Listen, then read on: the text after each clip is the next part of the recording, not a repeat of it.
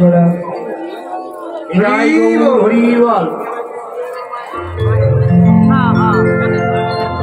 ইতিপূর্বে যে পালাটি আপনারা আস্বাদন করলেন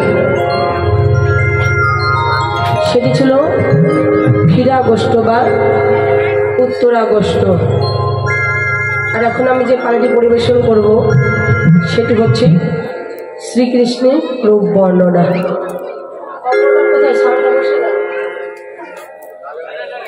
দেখুন,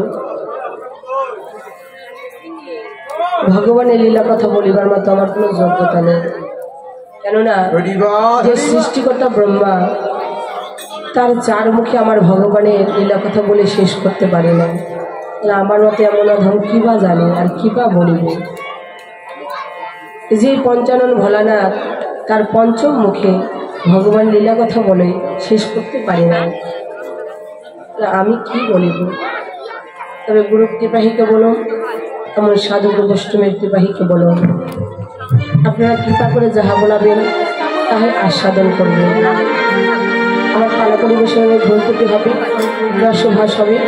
আপনারা সকলে নিজের মেয়ে মনে করি, নিজের সন্তান মনে করি, নিজের ছোট্ট বন্ধু মনে করি ক্ষমার সুন্দর দৃষ্টিতে দেখবেন।